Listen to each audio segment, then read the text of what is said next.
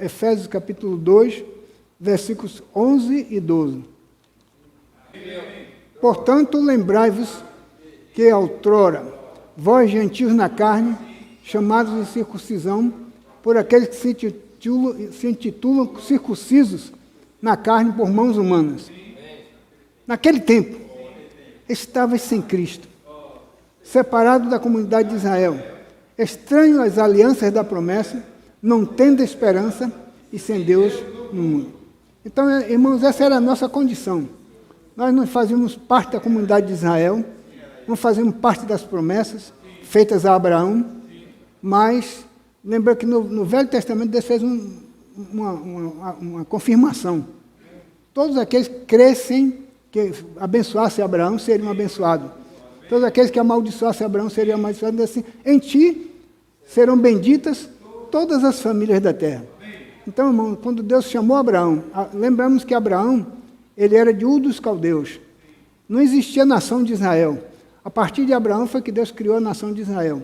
Cumpriu sua promessa em Jacó, que Jacó depois foi chamado de Israel, e estendeu-se a nação de Israel. E nós não tínhamos nenhuma participação. Todo povo que estivesse fora de Israel, não nascesse em Israel, não fosse um judeu, não tinha parte nas promessas de Deus. Então, qual era o nosso destino? Era o lago de fogo. Éramos miseráveis homens sem esperança nenhuma, como diz o versículo 12. Né? Estávamos separados da comunidade de Israel, não tendo esperança e sem Deus no mundo.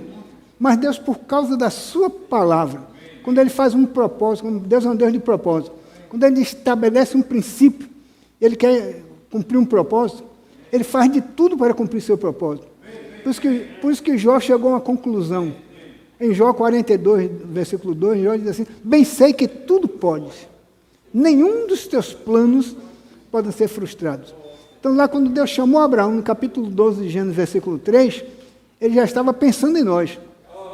Porque a nação de Israel era uma nação, mas não era, Deus queria ter um reino, mas não conseguiu esse reino.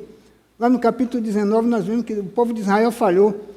O Senhor disse: se vocês cumprirem as minhas palavras, vocês serão um reino de sacerdotes, porque toda a terra é minha. Deus queria, através do reino de Israel, conquistar todas as nações, a partir de Israel. Então, essa promessa que Deus fez lá a Abraão, Ele nos incluiu. Embora não estava tão claro, mas nós vemos no capítulo 3 de Gálatas, versículo 8 e 9, que Deus já tinha pré-anunciado o evangelho a Abraão, que nele seriam benditas todas as nações. Nós seremos abençoados no crente Abraão, para recebermos a promessa do Espírito. Então, isso me conquistou bastante, irmão. Então, nós vemos que Deus, para poder cumprir essa promessa, Ele teve que dar uma parada no cronômetro de Israel. A nação de Israel parou. Deus fez a promessa a Abraão, prometeu Cristo.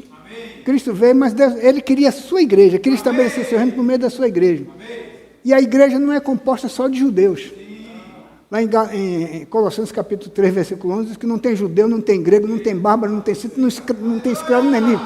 Mas Cristo é tudo em todos. Então Deus queria incluir todos os povos na edificação da sua igreja. Por isso, lá em Daniel capítulo 9, nós vemos, que não vou entrar em detalhes, que o tempo não nos permite. Né? Essa mensagem é muito rica, essa mensagem dessa semana. O irmão gasta mais de uma hora para dar uma mensagem, não tem 40 minutos, não dá para a gente falar nem a metade.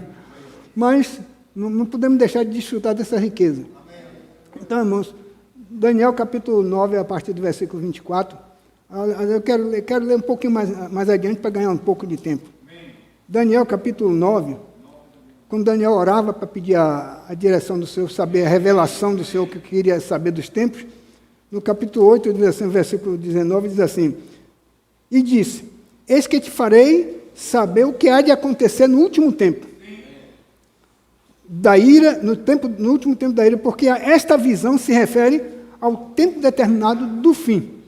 Então, irmãos, Deus estava dizendo o anjo estava respondendo para Daniel, que Deus dizia assim: eu te farei saber o que está determinado para o último, acontecer no último tempo. Que essa visão se refere ao tempo do fim. E essa visão, depois o Senhor esclarece a Daniel, manda o anjo Miguel, o anjo Gabriel, trazer a resposta para Daniel, sobre a visão das 70 semanas. Nessa visão das 70 semanas, no versículo 23, diz assim: no princípio das tuas súplicas, a ordem saiu a ordem para que eu vim para te declarar, tu és muito amado. Considera, pois, as coisas e entende a visão.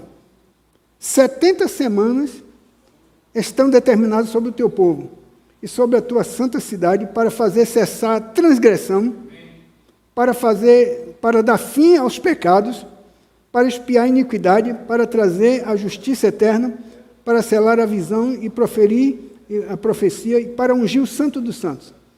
Irmãos, se nós formos entrar aqui nesse detalhe dessas 70 semanas, nós vamos gastar 2 horas só para falar dessas 70 semanas.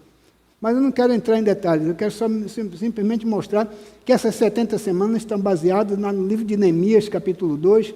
Foi na ordem que Deus deu através do rei Artaxerxes, para restaurar as circunvalações e as praças. Levou 7 anos, ou 49 anos, equivalente a 7 semanas. Cada semana é equivalente a 7 anos, não é semana de dias. Porque se fosse semana de dias, mesmo antes de Jesus nascer, já tinha acontecido tudo. Porque 445 anos antes de Jesus nascer, saiu essa ordem. Então, quantos anos? 70 semanas, eu até quis fazer essa conta, alguém é bom de matemática aí. 70 semanas daria quantos anos? Menos de 2 anos. Então, desde a hora que saiu, se fosse semana de dias, 2 anos depois aconteceria o fim dos pecados, cumprimento da justiça, mas levou 49 anos até a restauração das praças e circunvalações. Depois, mais 62 semanas são equivalentes a 434 semanas. Aí, contando 300, aí, somando em 100 anos, 7 semanas são 49 anos, 62 semanas são 434 anos, que equivale a 483 anos. Então, se fosse Jesus até a morte do ungido, então Jesus morreu, e de lá para cá, 7 anos depois, Jesus deveria ter voltado. E qual era a nossa esperança? Não teria entrado a plenitude dos gentios, não teria sido aberta a era da igreja, nem aberta a porta para os gentios. Mas Deus olhou para a sua palavra. Deus é fiel no que fala. Quando Ele fala, nada muda o seu propósito. Então Deus selou, encerrou o cronômetro de Israel, e ali parou a nação de Israel, ficou muitos anos sem ser contada. Se eu entrar nessa história, 1948, a nação de Israel se estabeleceu novamente, mas de lá para cá tem tido muitas lutas, muitas guerras, até que seja preparada a montagem do templo, onde o anticristo vai fazer ali, quebrar aliança, fazer uma aliança com muitos povos. Na metade da semana, ele vai romper a aliança e vai estabelecer seu poder. E ali nós vemos no versículo 27, né? No meio da semana ele vai romper a aliança, ele vai estabelecer seu governo. Em 2 Tessalonicenses capítulo 2, diz que ele virá com a eficácia de Satanás. Ele vai se levantar contra tudo que se chama Deus. Mas Deus ali encerrou o cronômetro de Israel e abriu uma porta para nós. E essa porta para nós é a era da igreja. 2000 anos já se passaram e está entrando na plenitude dos gentios. Então nós estamos aqui, irmãos, felizes, porque o Senhor nos deu uma oportunidade. Nós precisamos perceber, irmãos, ficar muito alegres, que Deus se lembrou de nós, mesmo quando nós ainda éramos estrangeiros. Gentios quer dizer estrangeiros. Povo estranho, que não faz parte das alianças da promessa. Então, a aliança de Deus era com Israel, era com Abraão e com o povo de Israel. Mas ali ele abriu uma portinha lateral e fez uma promessa. Quem crê em Jesus Cristo, que é o descendente de Abraão, faz parte da promessa. Então, voltando para Efésios 2, lemos o 11 e o 12, o versículo 13 diz assim: mas em Cristo, vós que estavais longe, fostes aproximados pelo sangue de Cristo, porque Ele é a nossa paz. Então, Cristo nos fez a paz entre nós e Deus.